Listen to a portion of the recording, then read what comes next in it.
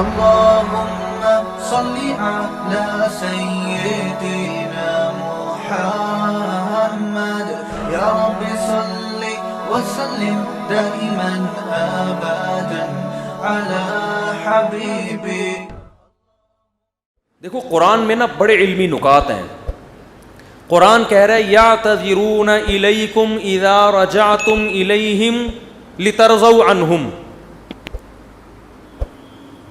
قرآن کہ لتعرضوا عنہم ہے لترضوا عنہم؟ کوئی حافظ نہیں بیٹھا ہوا. لترضوا عنہم فإن ترضوا عنہم فإن اللہ لا يرضى عن القوم الفاسقین. اے نبی جب آپ غزوہ تبوک سے واپس پہنچیں گے تو یہ جھوٹی قسمیں اٹھائیں گے تاکہ آپ ان سے راضی ہو جائیں, خوش ہو جائیں. اگر آپ خوش ہو بھی گئے اللہ پھر بھی خوش بولو نہیں ہوگا. دیکھو یہاں نبی کو خوش کرنے کا ثواب کیوں نہیں مل رہا؟ کیونکہ یہاں نبی کو خوش کرنے سے مقصد اللہ کو خوش کرنا نہیں ہے. تو قرآن کہہ رہا ہے ایسی خوشی کا میں ایسی خوشی پہ خوش نہیں. اور کعب ابن مالک, مرارہ ابن ربی اور ہلال ابن امیہ, ان تین صحابی نے سچ بول کے نبی کو ناراض کر دیا. منافقین نے جھوٹ بولا نا کہ یہ عذر تھا یہ عذر تھا, ہم تبوک میں اس لیے نہیں آ سکے, یہ مسائل تھے یہ مسائل تھے. نبی عالم الغیب نہیں, آپ نے کہا چلو بھائی ایسے ہی ہوگا, آپ خوش ہو گئے ٹھیک ہے بھائی جاؤ, کوئی سزا نہیں کچھ بھی نہیں. اللہ نے کہا آپ خوش ہیں, اللہ نہیں خوش ان سے. دوسری طرف منافقین جو مخلص صحابہ تھے تین, کعب ابن مالک, مرارہ ابن ربی, ہلال ابن امیہ, یہ تین صحابی نے سچ بولا. یا رسول اللہ کوئی عذر نہیں تھا, بس ہم سستی کی وجہ سے پیچھے رہے, کوئی عذر نہیں تھا, جانا چاہیے تھا, ہم پہ فرض تھا, لیکن باغ پک چکے تھے, سب کچھ تیار تھا, پھر بھی نہیں گئے, کوئی عذر نہیں ہے. سچ بولا نا, نبی غضبناک ہو گئے. نبی کیا ہو گئے؟ اس لیے نہیں کہ سچ بولا ہے, اس لیے کہ جب کوئی عذر نہیں تھا تو پیچھے رہنے کا کوئی جواز بنتا نہیں. آپ نے فرمایا قم, جاؤ یہاں سے, حتی یقضی اللہ فیکم, اللہ فیصلہ کرے گا تمہارے بارے میں. 40-50 دن بائیکاٹ ہوا, یہاں تک کہ صحابی کہتے ہیں نبی نے سلام تک کا جواب نہیں دیتے تھے. کیا گزری صحابہ پر, مگر قرآن کہہ رہا ہے میں کیا تھا ان سے, بولو راضی تھا, کیونکہ مجھے خوش کرنے کے لیے انہوں نے سچ بولا. تو پھر اللہ نے پیغمبر کو بھی راضی کر لیا بعد میں, اور اتنا خوش ہو گئے پیغمبر, فرمایا اللہ نے تمہاری تو. اچھا اور سنیں, اسلام کے عقیدے بتا رہا ہوں کتنے واضح ہیں کہ ہم اسلام کو فالو کسی مدرسے کے کسی بندے کی وجہ سے نہیں کرتے. اور یہ بھی بتا دوں, اس ایک بندے کی وجہ سے مدرسوں کو بدنام کرنا کہ مدرسے ایسے ہوتے ہیں یوں ایسے ہوتے ہیں, یہ بھی وہی زیادتی ہے جس کا میں نے بھی تذکرہ کیا. جب حضرت کعب ابن مالک کی توبہ قبول ہوئی تو ان کو خوشخبری پہنچی, وہ نبی کے پاس آئے. آپ صلی اللہ علیہ وسلم کا چہرہ حدیث میں آتا ہے استنار وجہہ کأن وجہہ قطعۃ قمر, ایسے چمک رہا تھا جیسے 14ویں کا چاند.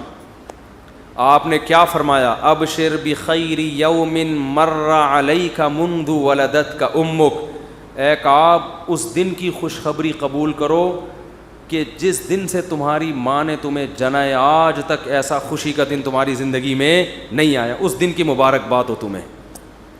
حضرت کعب مالک نے کیا کہا, امن کا ام من عند اللہ, یہ خوشخبری آپ کی طرف سے یا اللہ کی طرف سے؟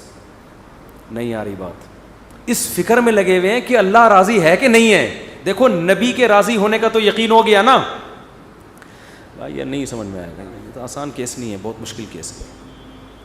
ارے جب نبی کا چہرہ 14ویں رات کی طرح چمکتا ہوا دیکھ لیا, نبی مبارکباد بھی دے رہے ہیں کہ خوشخبری ہو اور سب معاف, بس اب میں راضی, اب میں خوش, تو کعب ابن مالک کو فکر کیا لگی ہوئی ہے, نہ یا رسول اللہ ذرا کلیئر کریں بات, صاف بتائیں یہ خوشخبری اللہ کی طرف سے ہے یا یعنی اللہ بھی راضی ہوا ہے کہ نہیں ہوا؟ فرمایا لا بل من عند اللہ, نہ میری طرف سے نہیں, کس کی طرف سے؟ اللہ. میں بھی اس لیے خوش ہوں کہ اللہ خوش ہے, اللہ نے معاف کر دیا ہے, اس لیے میں بھی خوش ہوں.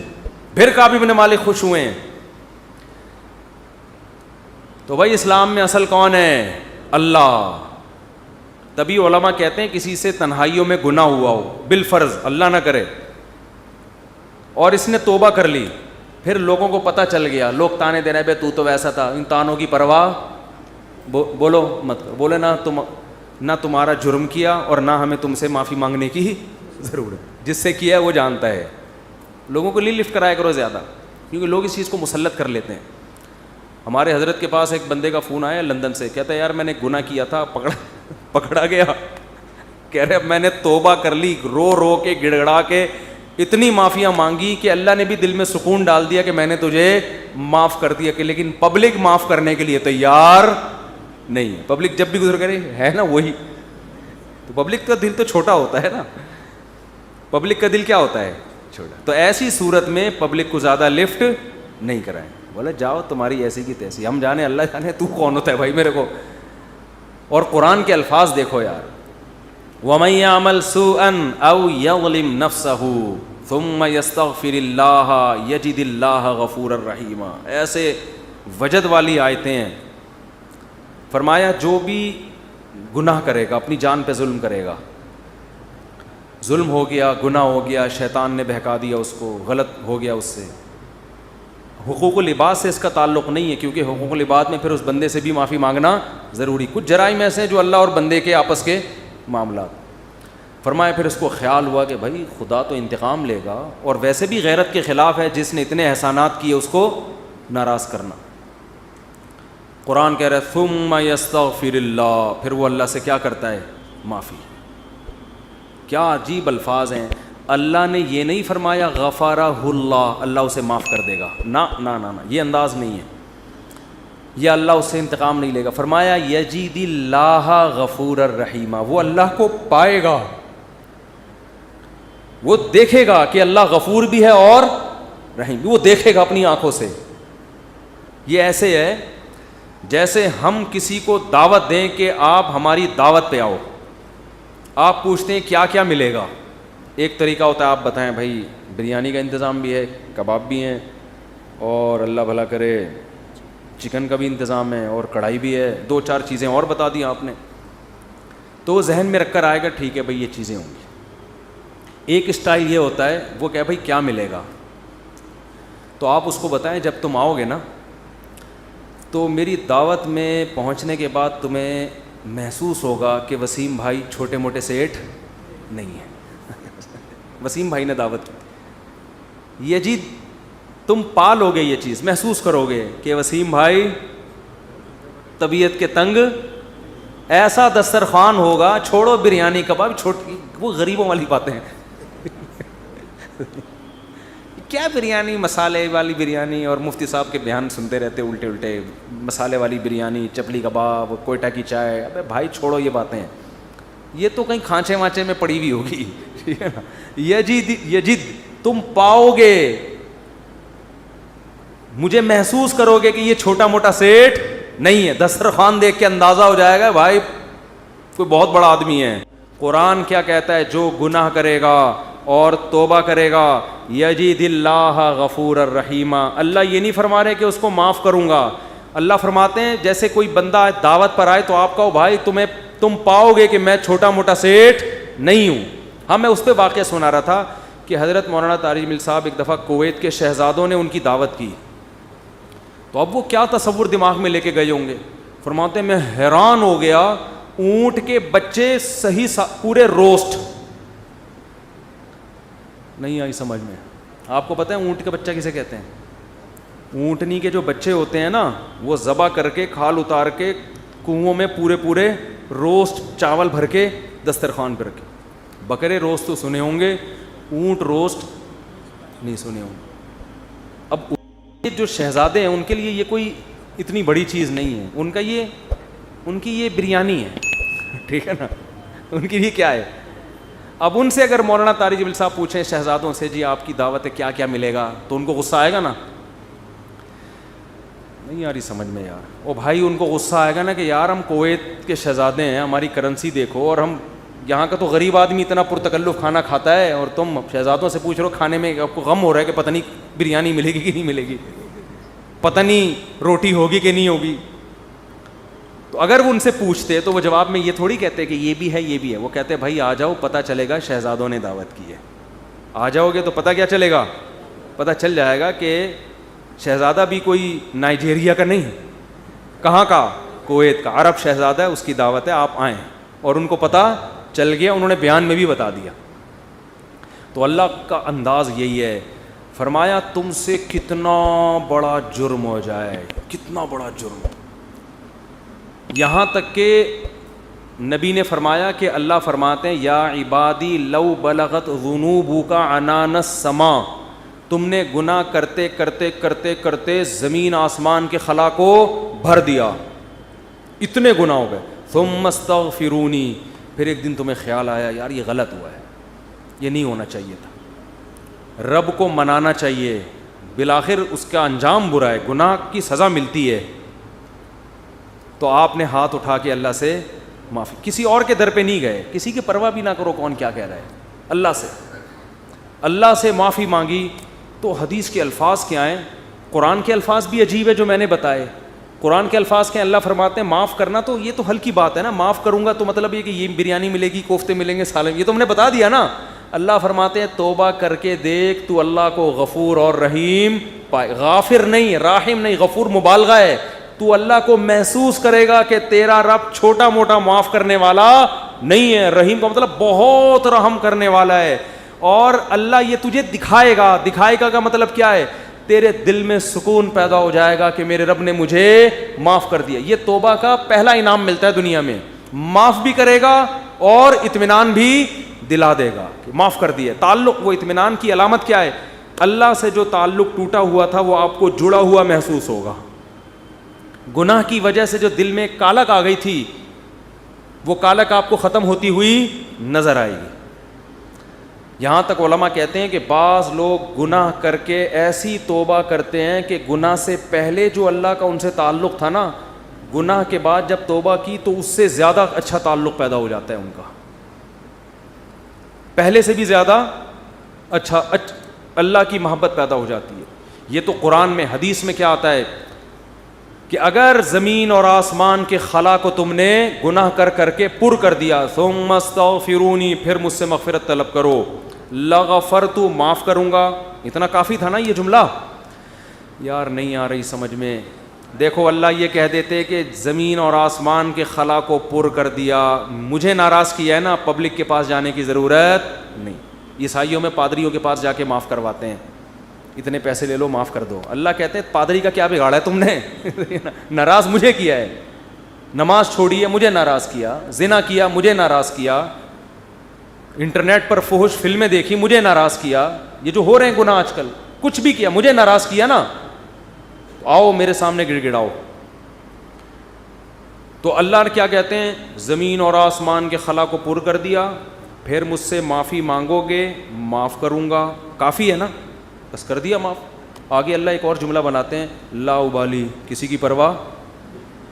بولو, اردو میں لفظ سماعت ہو کہتے ہیں بڑا لا ابالی قسم کا آدمی ہے, سنا یہ لفظ, ہاں بولنے میں کچھ ٹیکس لگتا ہے. لا ابالی کہتے ہیں نا, یہ عربی کے لفظ سے آیا لا ابالی. لا کا مطلب نہیں, ابالی کا مطلب پرواہ نہیں کرتا میں کسی کی. جیسے جو آدمی کسی کی پرواہ نہیں کریں گے بڑا لا ابالی سا آدمی ہے. تو اللہ کیا کہتے ہیں, لا ابالی, معاف کروں گا کسی کی پرواہ نہیں. کیا مطلب, یہ جملہ لگانے کی کیا ضرورت تھی؟ جملہ اس لیے لگایا جا رہا ہے کہ بہت سے نیک لوگوں کو اعتراض ہو سکتا ہے, اے اللہ اتنے سارے گناہ سیکنڈوں میں معاف, یہ بات ہماری کھوپڑی میں بولو نہیں, کچھ تو تھوڑی سی ہوتی. جیسے ایک بیٹا نافرمان ہو, 20 سال باپ کو ستاتا رہے,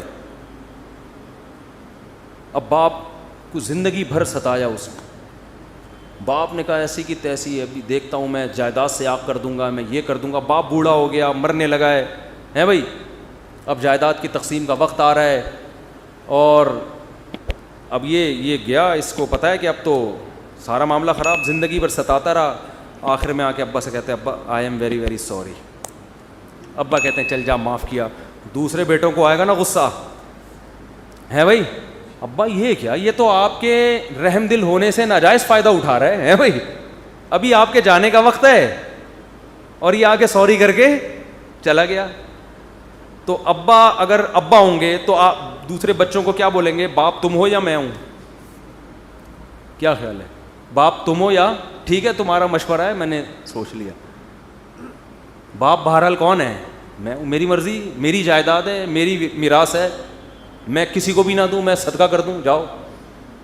لیکن انسان کا اتنا ظرف ہوتا نہیں ہے.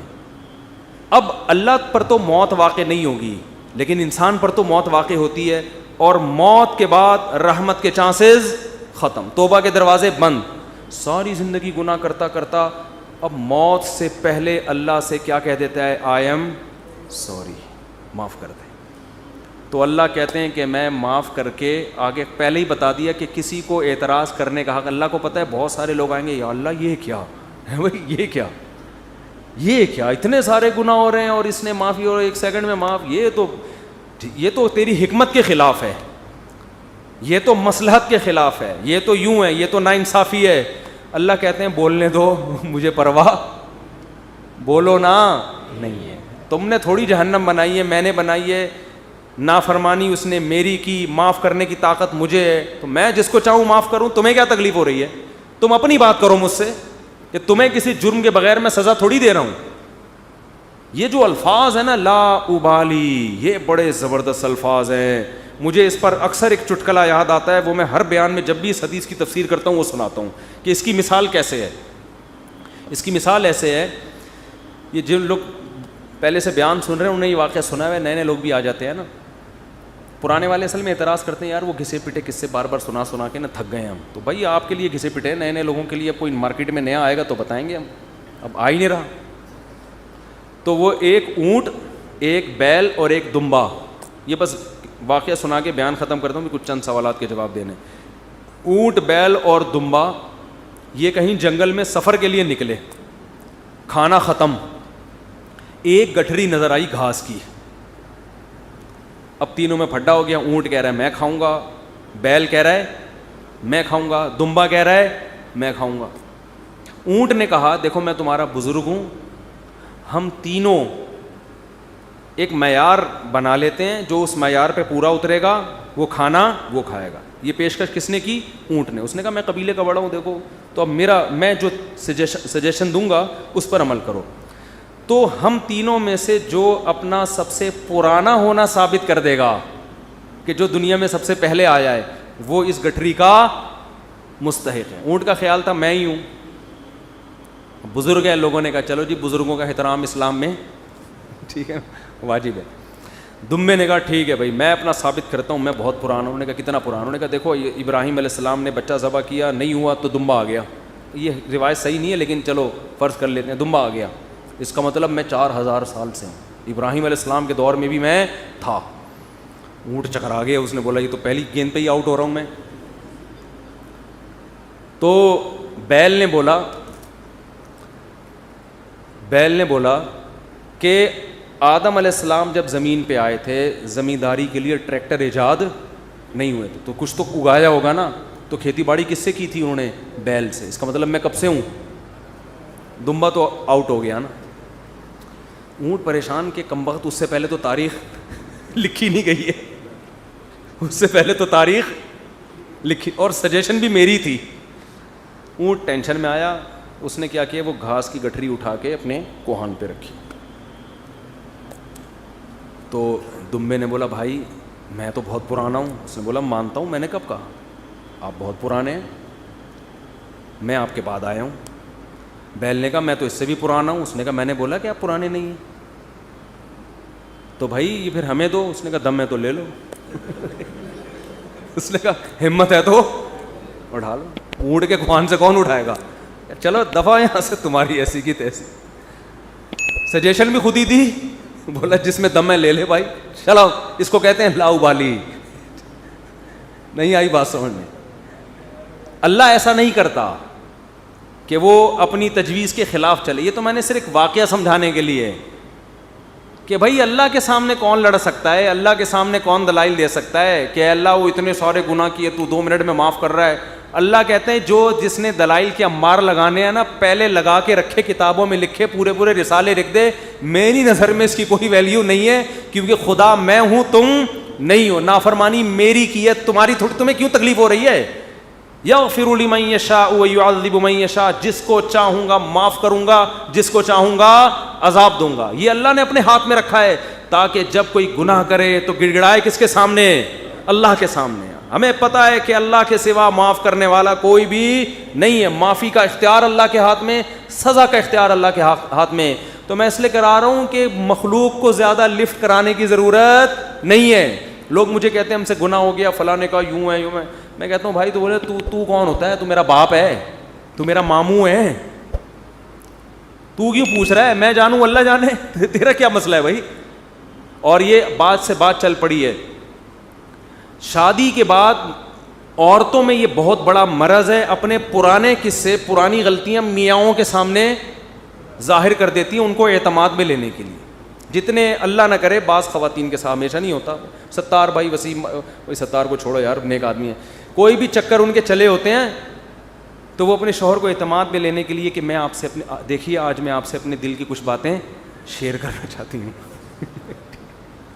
دل کی کچھ باتیں شیئر کرنا چاہتی. کیا شیئر کرنا چاہتی ہیں جی؟ دیکھیے اب ہم دونوں ایک دوسرے کے شریک حیات ہیں, میں نہیں چاہتی کچھ آپ سے چھپا رہے. آپ سے پہلے میری ایک جگہ اور بھی شادی ہو چکی ہے, چھپ کے ہوا تھا نکاح, یہ ہو رہا ہے, پھر وہاں بھی ہوئی تھی, یہ بھی ہوا, پھر اس سے چکر چلا, لیکن میں نے توبہ کر لی تھی. اور تم اس کو کیوں بتا رہی ہو؟ تم تو چھوڑو, وہ انسان ہے بھائی, وہ اس کے دل میں بدگمانی ایک بال آ گیا, قیامت تک وہ بال نہیں نکلے گا. چھوڑو تمہارا ماضی کیا گزرا, اس کو بولو بھائی میں بہت نیک گھرانے میں پیدا ہوئی ہوں, بہت نیک ہوں, اسی طرح قبول ہو, ٹھیک ہے. نہیں تو میاں تفتیش کر رہے ہوتے ہیں گھس گھس کے, موبائل میں تفتیش کر رہے ہوتے ہیں گھس گھس کے. تو یہ کس نے اجازت دی آپ کو تفتیش کرنے کی بھائی؟ اسی طرح عورت شوہر سے بھی نہ پوچھے, پرانے, وہ بھی مکھنچو بیٹھ کے اپنے پرانے قصے سنا رہا ہوتا ہے, اس کو بھی اعتماد کیا ہو جاتا ہے. جو اللہ نے جس گناہ پہ پردہ ڈالا, آپ خود اگر اس کو ظاہر کر رہے ہو تو آپ سے بڑا بے وقوف دنیا میں کوئی بھی نہیں. ایک عورت نے مجھے بتایا کہ میرے شوہر کو مجھ پہ شک ہوا, اس نے ماضی, شادی سے پہلے, دیکھو شادی کے بعد کی بات ہے, شادی سے پہلے کیا ہوتا رہا چھوڑو اس کو, ٹٹولا بالآخر میں نے اگل دیا جی میرا کسی سے غلط تعلق تھا, میں نے توبہ کر لی. کہہ رہے جب بھی پھڈا ہوتا ہے کہتے تم ہو تو وہی نا. میں نے کہا غلطی آپ کی ہے, کیوں بتا رہی ہو بھائی؟ وہ 100 دفعہ بھی پوچھ رہے ہیں آپ کیوں بتا رہے ہو, کیوں بتا رہے ہو آپ اس کو. تو ہمارا تعلق کس سے ہونا چاہیے؟ ہم اللہ کے بندے ہیں, جرم اللہ کا, تو توبہ بھی کس سے؟ اللہ کی. اور ایک اور بات سے بات نکلتی ہے, بعض خواتین کے ساتھ کوئی ایسا واقعہ ہو چکا ہوتا ہے کہ وہ کنواری نہیں رہتی. بعض دفعہ کوئی مسئلہ ہوتا ہے ان کے ساتھ, یا بعض دفعہ کوئی برائی ہو چکی ہوتی ہے جس سے وہ توبہ کر چکی ہوتی ہیں, وہ شادی کرتے ہوئے ڈر رہی ہوتی ہیں. تو وہ ڈر رہی ہوتی ہیں کہ شوہر کو پتہ چلے گا, وہ کہے گا یہ تو کنواری نہیں ہے. تو وہ جب میں فون اٹھاتا تھا نا اس طرح کے مشورے بھی کہ ہم کیا شوہر کو بتا دیں, تو یہ حماقت نہیں کرنا بھائی. یہ تو کسی بھی طرح سے زائل ہو سکتا ہے, کسی بیماری سے بھی ہو سکتا ہے پردہ زائل, اور بھی 10 بعضوں کے پیدائشی نہیں ہوتا. تو ایسے موقع پہ جھوٹ بولنا بھی جائز ہے. نہیں آ رہی بات, عورت کے لیے جائز ہے کہ وہ شوہر سے بولو نا, جھوٹ بول دے. وہ یہ نہ بتائے کہ میں نے بدکاری کی ہے پھر توبہ کر لی ہے, یہ اتنی تفصیل میں جانے کی ضرورت نہیں ہے. وہ بول دے بھائی یہ پیدائشی نہیں ہے, یہ جھوٹ ہے. لیکن کیوں؟ وجہ اس کی یہ کہ اس کمبخت کو یہ تفتیش کی اجازت نہیں ہے کہ وہ پوچھے آپ سے. جو ماضی کے قصے ہیں وہ کیا ہیں؟ وہ ختم, وہ پرانے ہیں. تو جو ٹوہ میں لگتا ہے نا, ٹوہ میں گھستا ہے ایک دوسرے کی ٹوہ میں, اللہ اس کو کیا کرتے ہیں؟ رسوا کرتے ہیں. تو گناہ ہو جائے کس سے تعلق؟ اللہ سے. ہم عیسائی تھوڑی ہیں کہ پادریوں سے جا کے یا پنڈتوں سے جا کے اپنے گناہ شیئر کر رہے ہوں. مجھے بھی لوگ آ کے بتاتے ہیں, میں کہتا ہوں یار مجھے نہیں بتاؤ کیا ہوا ہے, میں بھی انسان ہوں. ہاں ایک صورت میں آپ بتائیں, جیسے کوئی مریض ڈاکٹر کو اپنی بیماری بتا رہا ہوتا ہے علاج کے لیے, تو کسی بزرگ سے, کسی عالم سے آپ کا تعلق ہے, آپ سمجھتے ہیں کہ اس سے میں مشورہ لے سکتا ہوں, اور مشورہ اس وقت تک نہیں لے سکتا جب تک میں اس کو اپنا پورا مرض بتاؤں نہیں کہ میرے اندر کیا گناہ ہے جو میں چھوڑنا چاہتا ہوں مگر مجھ سے چھوٹتا نہیں. ایسی صورت میں پھر مجبوری ہے بتانے کی تاکہ وہ اس کا کوئی علاج بتائے آپ. تو اس کا خیال کرنا چاہیے. یہ اللہ کا دین کتنا زبردست ہے, اللہ نے ہمیں بتا دیا گناہ سے بچنا کیسے, ہو جائے تو کرنا کیا ہے. تو ہمارا رب ہے غفور الرحیم, جب توبہ کرو گے اللہ کہتے ہیں میں بتا دوں گا کہ میں, لوگ معاف نہیں کرتے مگر میں معاف کر دیتا ہوں.